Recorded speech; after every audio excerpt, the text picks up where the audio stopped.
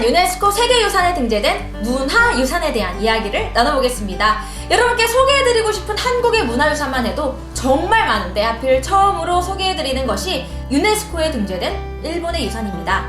바로 이 문화유산에 우리가 꼭 알아야 할, 지금 해결해야만 하는 이슈가 있기 때문입니다. 2015년 7월 유네스코는 일본의 한 문화유산을 세계유산에 등재했습니다. 바로 메이지 산업혁명유산, 철강, 조선 및 탄광이라는 이름으로 일본의 근대산업화를 이끈 23개 시설이 포함됐습니다. 일본은 이 시설을 유네스코 세계유산에 등재 성공시키며 서구와의 기술 교류를 통해 비서구 국가 최초로 산업화를 이룬 곳이라는 국제 홍보에도 성공했습니다. 이곳은 어디일까요? 일본 제국주의 침략 역사로 처참한 고통의 시간을 보내야만 했던 한국인, 중국인, 연합국 포로에게 이곳은 지옥이었습니다. 일본의 자랑스러운 근대산업시설, 그 이면에는 일본 제국주의의 불행한 역사가 서려있기 때문입니다. 23개 유산에 포함된 야하타 제철소, 나가사키 조선소, 다카시마 탄광, 미케 탄광 등에서는 한국인 약 33,400여 명, 중국인 4,000여 명, 연합군 포로 5,000여 명이 끌려가 강제 노동을 한 곳인데요. 동원 과정에서는 군사적 폭력과 약탈, 납치 사례가 빈번했습니다. 특히 나가사키항 근처 하시마 탄광은 우리에게 군함도로 익히 알려진 곳인데요. 1943년부터 1945년 사이 500에서 800여 명의 한국인이 처참한 환경에서 학대받으며 강제노역을 한 곳이기도 합니다. 한번 들어가면 죽어서야 빠져나갈 수 있다고 하여 징용자들 사이에서는 지옥섬이라고 불렸던 곳입니다. 무고한 수많은 희생자의 피와 한이 서린 이곳들이 어떻게 유네스코 세계유산에 등재될 수 있었을까요? 유네스코 세계유산에 등재되려면 한 나라를 넘어 전 세계 모든 인류와 공유할 수 있는 탁월하고 보편적인 가치를 지녀야 하고, 최우선시 되어야 할 가치는 타 문화에 대한 이해와 관용, 존중, 그리고 인권과 평화라고 명시되어 있는데 말입니다.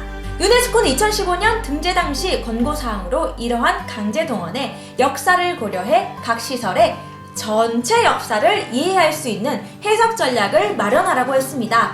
일본 정부는 강제동원을 인정하고 정보센터 설립 등 희생자를 기리는 조치를 국제사회에 약속했는데요. 당시 유네스코 일본 대사는 이렇게 말했습니다. 1940년대에 일부 시설에서 수많은 한국인과 여타 국민이 본인의 의사에 반해 동원돼 가혹한 조건에서 강제로 노역을 했습니다. 일본은 정보센터 설립 등 희생자들을 기리기 위한 적절한 조치를 해석 전략에 포함할 준비가 되어 있습니다. 벌써 5년이 지난 지금 2020년, 이 약속은 어떻게 되었을까요?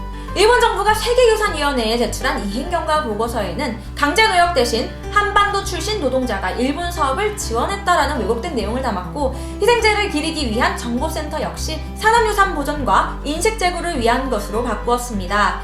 심지어 2021년부터 사용될 일본 중학교 사회과 교과서에는 군함도에 대해서 일본 근대 산업 발전을 선전하는 용도로 대거 서술된 사실을 확인했습니다. 전체가 아닌 극히 일부의 내용으로 역사를 가린 것이죠.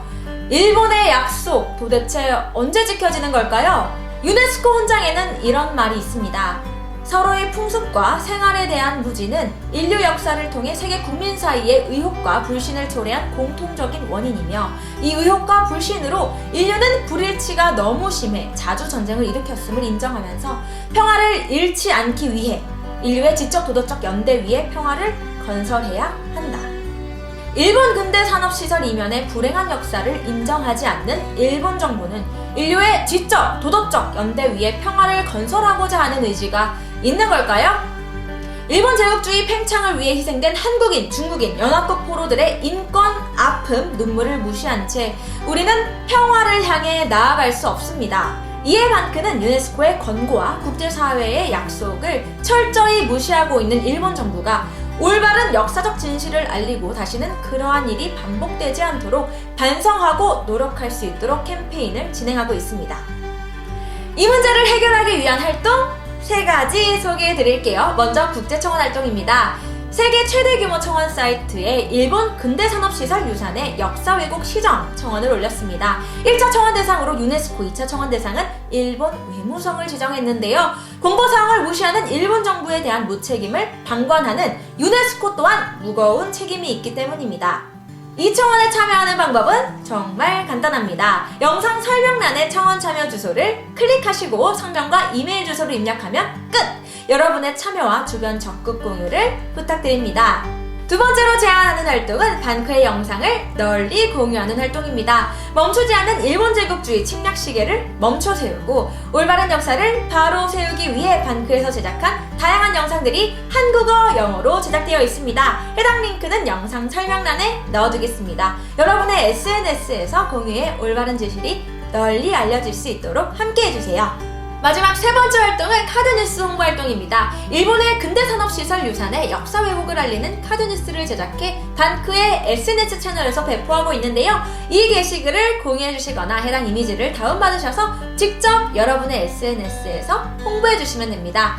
21세기 부활하는 일본 제국주의를 막고 아시아 평화를 이룰 주인공 바로 여러분입니다. 영상 설명란의 내용까지 꼭 확인해주세요. 다른 소식으로 또 찾아뵙겠습니다. 감사합니다.